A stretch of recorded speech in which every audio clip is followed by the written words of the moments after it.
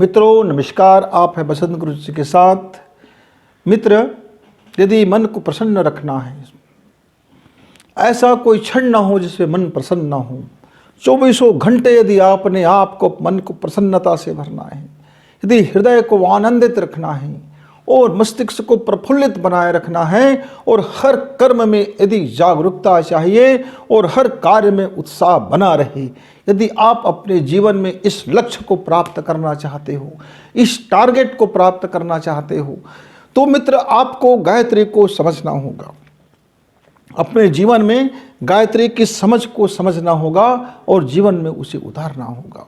जिस क्षण आप इस महामंत्र को, इस महान वाक्य को या इस वेद को अपने जीवन में धारण करते हैं, इस गीता को आप अपने जीवन में उतारते हैं, इस रामायण को आप अपने जीवन में उतारते हैं, ये ज़िंदगी की फिलॉसफी को अपने जीवन में उतारते हैं, ये ज़िंदगी के महाविज्ञान को आप जिस समय समझ लेते हैं, उतार लेते हैं, तो फिर उसके बाद का जो जीवन होगा आपका, उसके बाद का जो आपका कर्म होगा, उसके बाद का जो हृदय का स्थान होगा, उसके समय के बाद से जो मस्तिष्क होगा, मित्रों आप देखेंगे तो आप देखेंगे कि कार्य में किस तरह से उत्साह से आप करेंगे। जो भी आप कार्य करेंगे उसमें कहीं भी ऐसा नहीं होगा कि चलो भाई गुरु जी का काम है यार करते हैं, भैया पिताजी ने बोल दिया तो इस काम को करते हैं, अरे भाई साहब का आदेश है यार तो इस काम को करते हैं, भाई साहब क्या बोलेंगे भाई इस काम को कर लेते हैं, गांव के लोग क्या बोलेंगे भाई हम इस काम को कर लेते हैं, अरे भाई पीला धोती कुर्ता पहनते हैं हम ये काम नहीं करेंगे, यज्ञ नहीं करेंगे तो बात कैसे बनेगी, कर लेते हैं। हम झोला पुस्तकालय के लिए चलो मन निकाल लेते हैं, चलो ज्ञान रथ निकाल लेते हैं, चलो ये काम कर लेते हैं, चलो दीप यज्ञ का आयोजन है कर लेते हैं, चलो जुलूस निकाल देते हैं, चलो प्रभात फेरियां कर देते हैं, चलो ये काम है गुरुदेव का काम है कर ही देते हैं। तो जब इस तरह से आप बिना अंदर से कोई उत्साह जगे, बिना जागरूकता का कार्य करेंगे मित्र, तो फिर लकीर का फकीर होता रहेगा, पानी में लकीर पीटने का काम होता रहेगा। न तो फिर आप भौतिक प्रगति कर पाओगे, न तो आप आत्मिक प्रगति कर पाओगे, न तो आप समाज की क्रांति कर पाओगे, न तो आप ऐसे में युग का निर्माण कर पाओगे। जब मेरे भीतर का निर्माण होता है, जब मेरे भीतर का सृजन होता है, तब यह इस युग का सृजन होता है। तो जो पहले चीज़ें हैं अंदर में, क्या क्या मुझे तोड़ना है उस तो तोड़ लीजिए। पुरानी मकान है, जर्जर मकान हो गया है, तो फिर उस मकान को तोड़ डालिए, नींव खोदिए और फिर नया मकान, नया नींव डालिए और नया मकान बनाइए। जैसे जैसे आपका अध्यात्म में जब नया मकान बनेगा, पुरानी ज़िंदगी जब छूटेगी, पुराने केस जब छूटेगा, पुराना रहन सहन जब छूटेगा, जब पुरानी आदतें व्यवहार जब छूटेगा, तो उसको छोड़ना पड़ेगा। तो जब छूटता हुआ चला जाएगा फिर नए भरना पड़ेगा। तो मित्र यही हमसे क्या हो जाता है, मैं अपनी बात कर रहा हूँ। हम गायत्री मंत्र तो कर लिए, हमने जप कर लिया, हमने 1.25 लाख का अनुष्ठान भी कर लिया, हमने चलो हम रोज़ घर में यज्ञ भी कर लेते हैं, हम यज्ञोपैथिक पर भी विचार कर लेते हैं, चलो यज्ञ के विज्ञान को भी समझने की कोशिश करते हैं, मंत्र के विज्ञान को समझने की कोशिश करते हैं, तो लेकिन समझने की कोशिश नहीं करेंगे। रोज़ 1 घंटा जप करते हैं, क्या जप करें महाराज, 500 जप करें, ये जप करें, बैखरी जप करें, मानसिक जप करें, बुदबुदाहट जप करें कि जप करते हुए में ध्यान प्रचोदयात, ऐसा जप करें, स्पीड में जप करें, ओम भूर्भुवः स्वतः स्फुरति मर्गो देवते में प्रचोदयात, ओम भूर्भुवः स्वतः स्फुरति मर्गो देवते में प्रचोदयात, ओम भूर्भुवः स्वतः स्फुरति मर्गो देवते में प्रचोदयात। अरे भैया क्या, फिर ओम भूर्भुवः स्वतः स्फुरति मर्गो देवते में प्रचोदयात, ओम भूर्भुवः स्वतः, ओम भूर्भुवः स्वतः सवितुर्वरेण्यं भर्गो देवस्य धीमहि धियो न प्रचोदयात्। क्या करें, अरे कहा तो दिया है भाई, जैसे मन वैसे जप करो, तो कर रहे हैं जैसे मन वैसे जप। नहीं हमको मेरे जीवन को तब आत्मिक उत्थान होगा, गुरु जी जरा बता दीजिए क्या मैं, तो जप का इतने नाम पूछते हैं, कहाँ से रट लेते हैं, शास्त्रों से रट लेते हैं, वहाँ से रट लेते हैं, वहाँ से रट लेते हैं। हर जप अपने व्यक्ति अपने व्यक्तित्व के अनुसार से जप को करता है मित्र, इस बात को समझ लीजिए।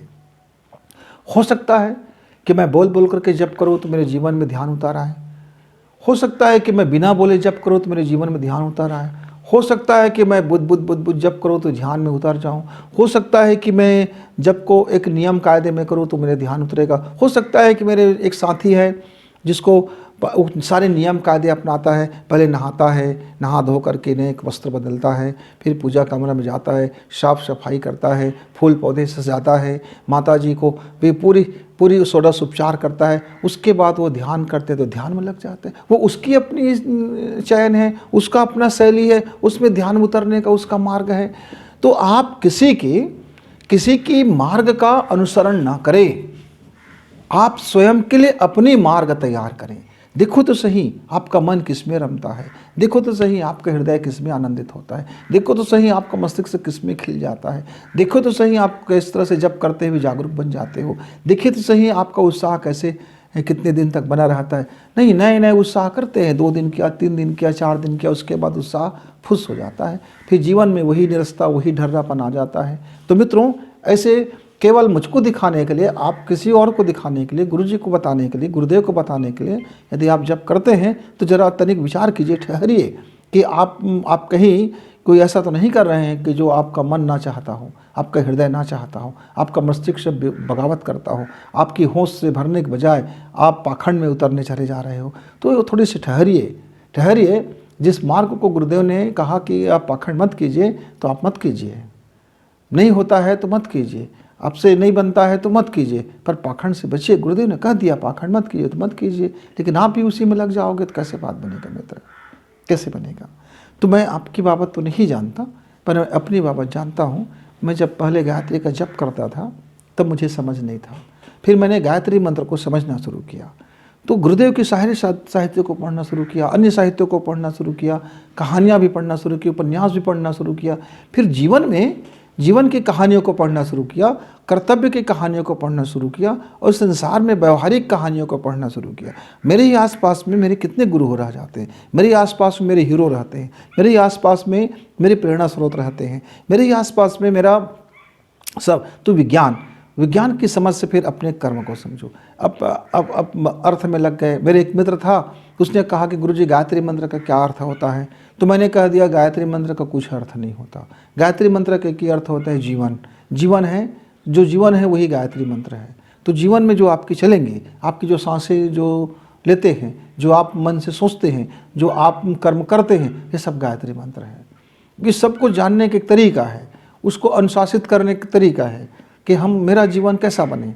तो हम एक भाव करते हैं, एक कल्पना करते हैं। मान लीजिए मित्र, मेरे पास चंदन नहीं है तो, और मुझको सुगंधी की ज़रूरत है, तो गुरुजी ने कह दिया भाई चंदन से सुगंधी आ जाता है। तो अब हम कहते फिरेंगे चंदन चंदन चंदन चंदन। तो उसने कहा चंदन ले आइए, सुगंधी भर जाएगा। इससे अच्छा है कि जीवन को चंदन बना लो, तो आप पूरी इस तरह से सुगंधित बन जाओगे। तो चंदन कहने के बजाय अच्छा है कि हम चंदन बनने की प्रक्रिया शुरू कर लें। और ये जब किसी चीज़ में कन्वर्ट होने की प्रक्रिया जब शुरू करते हैं, बदलने की प्रक्रिया है, तो बदलने की प्रक्रिया में खुद को बदलना होता है भाई। ऐसा नहीं है कि आप बदलो। आप क्या करोगे? आपको नहीं बदलना है। मंत्र जप करोगे, केवल जप करोगे क्या? उस जप को धारण नहीं करोगे, खून में नहीं उतारोगे, सांसों में नहीं उतारोगे, जीवन में नहीं उतारोगे, तो फिर बदलाव कैसे होगा? तो फिर आपका मन प्रसन्न कैसे होगा? फिर हृदय आनंद से कैसे भरेगा? फिर मस्तिष्क में प्रफुल्लता कैसे आएगी? फिर कर्म में जागरूकता कैसे आएंगे? फिर उत्साह से भरोगे कैसे? तो मित्रों, गायत्री मंत्र को आप तंत्र से प्रयोग करते हैं तो ऊर्जा का वह एक महान प्रयोग है। फिर ऊर्जा के एक महान समुद्र उठेगी, फिर उसका क्या करोगे? तो जब आप गायत्री साधना करते हैं तो गायत्री साधना का सविता जो मॉडल दिया है गुरुदेव ने, एक शानदार मॉडल दिया। मेरे एक भाई ने मुझे स्मरण कराया कि गुरुदेव का जो सविता मॉडल है, इस हमारे सनातनियों के लिए, हमारे संसार के लिए एक बेहतर मॉडल है। लेकिन मित्र, मैं चाहूँगा इसमें कि लोग पाखंड से बचें। ठीक है, ये हमारी मॉडल शानदार मॉडल है, लेकिन हम उस मॉडल को मॉडल कहते फिरेंगे तो बात ना बनेगी। उस मॉडल को जीवन में उतारें। जीवन में जो उतरेगा त्यों त्यों हमारी मॉडल प्रखर होगा और प्रज्ञा से भर उठेगा। और यह जो संसार है, इस संसार में जो देवत्व का अवतरण एक व्यक्ति देवता नहीं है। गुरुदेव ने कह रखा है कि हमारे पास तो हम खूब देवता को अवतरण करेंगे, पर जो टीवी वाला देवता है वो देवता हमारे मस्तिष्क को मटिया मेट कर बैठा है। जो हमारे कहानियों में जो देवता उतरता है वो हमारे जीवन को मटिया मेट कर देता है। हाँ, हमको जो कहानियाँ बताई जाती हैं, गल्फ की कहानियाँ बताई जाती है, मनगढ़ंत कहानियाँ बताई जाती है कि देवता भगोड़े होते हैं, देवता हरामखोर होते हैं, देवता नकचढ़े होते हैं, देवता जलनखोर होते हैं। कितनी कहानियाँ भरी पड़ी है इन देवताओं की जलनखोरियों से। हमारा बाल मन भाग जाता है। मेरा घर का एक छोटा सा नन्हा सा बच्चा एक दिन टीवी देख करके आया और उससे पूछा, दादाजी ये देवता इतने जलते क्यों हैं? तो जब जलते हैं तो ये देवता कैसे हो गए? ये तो फिर राक्षस हो गए, ये तो फिर देवता कैसे हो सकता है? देवता तो सबको देना देने वाला देवता कहलाएगा, जो सबको देता हो देता हो देता हो देता हो। वो देवता राम ना हो, देवता राम हो, देने वाला हो, फिर जलनखोर कैसा हो सकता है? जो बड़ा नहीं सोच सकता वो बड़ा कैसे करेगा? जिसका दिल बड़ा नहीं है तो फिर वो देवता कैसे हो सकता है? जिसके कर्म बड़ा नहीं है तो देवता कैसे हो सकते हैं? उसको अमृतपान क्यों करा दिया गया? ये तो नाइंसाफ़ी है। ये तो उंगली उठा दिया, मेरे उस नन्हे से बच्चे ने उंगली उठा दिया। तो मित्रों, जो हमारे सनातन धर्मियों में एक ऐसा अफवाह फैला दी गई है कि देवता ऐसे होते हैं, देवता ऐसे होते हैं, उन्होंने इंद्रासन डोलने का काम ऐसा हुआ तो ऐसे जलन खोली किया। बहुत ढेर सारी मनगढ़ंत चीज़ें और बेकार की चीज़ें और बकवास की चीज़ें इस संसार में फैला दिया है कि मेरा सनातन धर्म को, मेरा हिंदुत्व धर्म को बड़ी आघात लग रहा है, बड़ी चोट पहुंच रहा है। मित्रों, मेरा हिंदू धर्म, मेरा सनातन धर्म तो साधना का धर्म है, बड़ी सोच का धर्म है, बड़ा दिल का धर्म है, बड़े काम करने का धर्म है, सबको अपने आगोश में लेने का धर्म है। माँ है ये तो, माँ सबको अपने आंचल में ले लेता है। ये ऐसा माँ है कि कोई बच्चा भूखा ना हो। बहुत बच्चा भूखा देखता है तो माँ का दिल तड़प उठता है। मेरे घर में एक छोटी सी बिल्ली है, हम उस बिल्ली का नाम रखे हैं किशमिश नाम रखे हैं। हम नहीं जानते थे कि ये महान बिल्ली है, ये महान आत्मा है। हम तो ऐसी था कि घर में आया और वो उसको खाने दे दिया, 2 दाने, एक मुट्ठी खाती है वे और पड़े रहती थी, खा लिया, पड़े रह गया। उसके साथ एक दुर्घटना हो गया, ये सारे कुत्तों ने दबोच लिया, दोनों तरफ से दबोच लिया और वो मृत्यु के मुंह पर चले गए।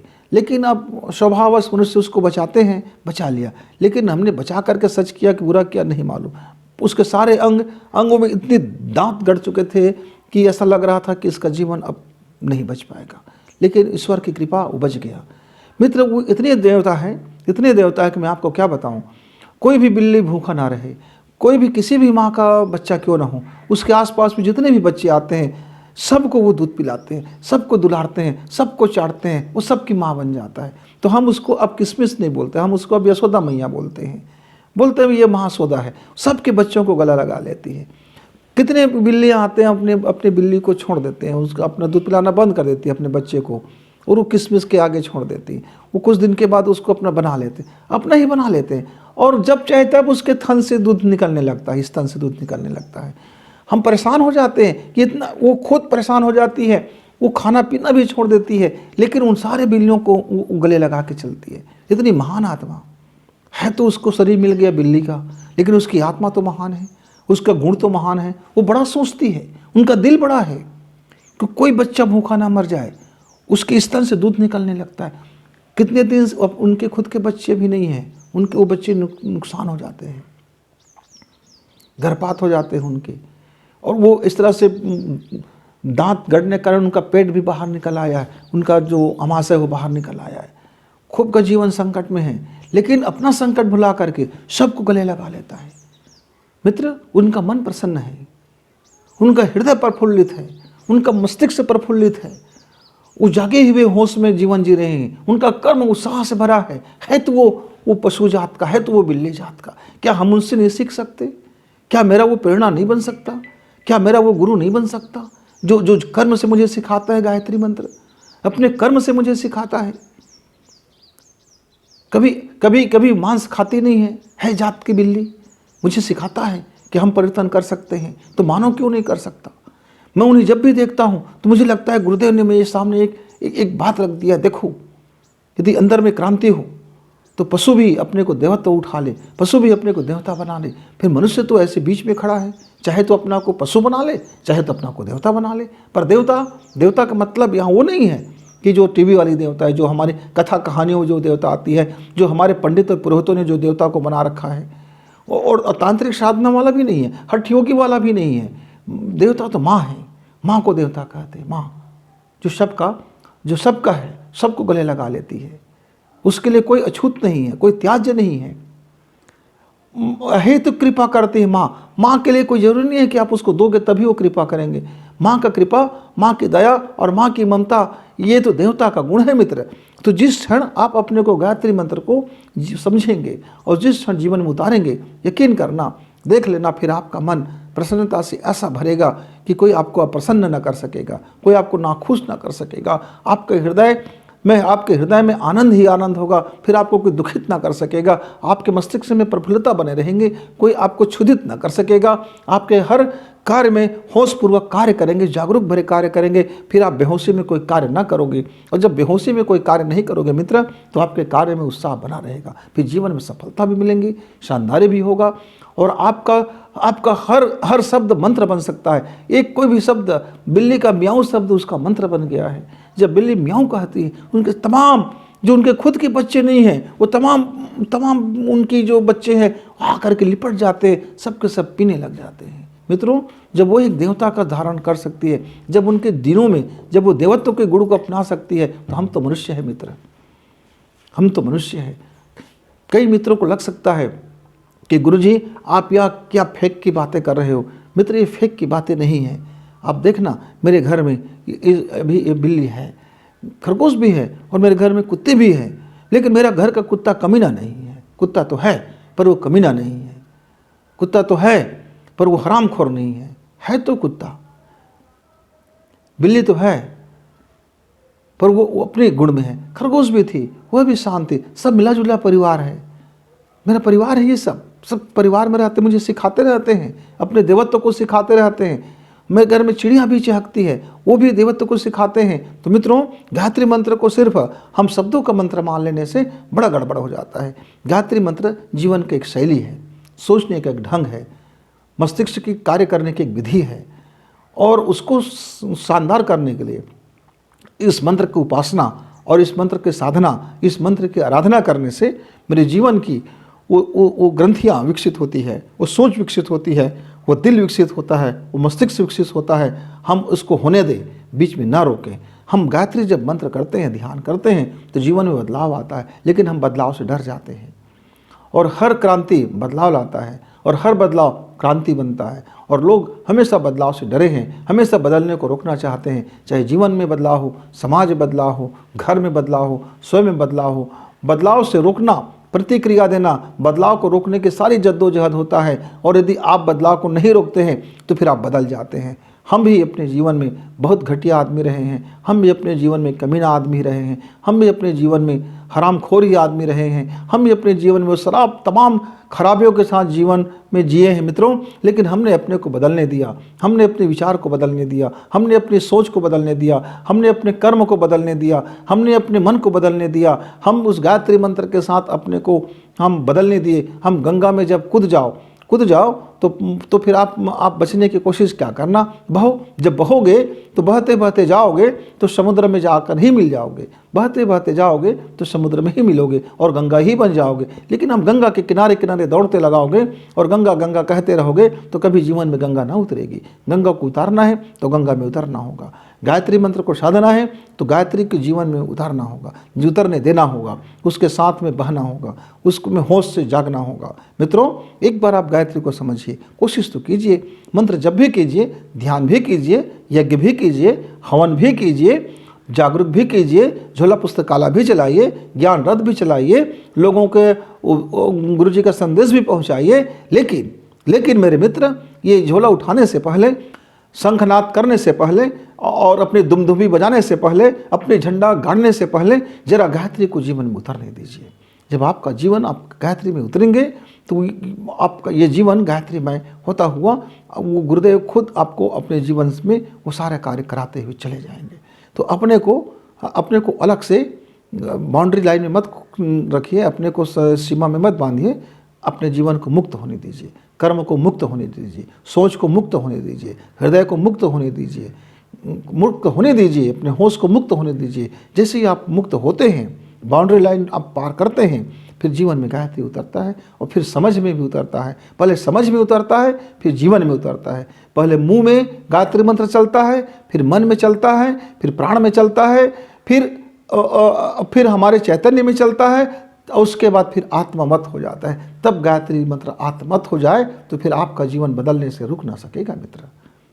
विधियाँ कुछ भी हो, आप अपने चॉइस से विधियाँ निकाल लीजिए कि कौन सी विधि से आपके जीवन में गायत्री समझ में आएगा और कौन सी विधि से आपके जीवन में वो गायत्री उतरेंगे। तो जो आपको लगे उस विधि का पालन करें, उस विधि का पालन करें। जरा आप प्रैक्टिकल करें, प्रयोग करें, देखें तो सही कि आपके मन प्रसन्नता से भरता है कि नहीं भरता है, खिलता है कि नहीं खिलता है, जीवन में खिलाव आता है कि नहीं आता है, समझ में खिलाव आता है कि नहीं आता है, सोच में बदलाव आता है कि नहीं आता है, दृष्टिकोण में बदलाव आता है कि नहीं आता है। तब जब सब आते हैं तब जाकर के विचार के अंदर में क्रांति होता है, उस क्रांति को होने दीजिए। फिर मिलेंगे, तब तक गुरु जी को विदा। नमस्कार, धन्यवाद।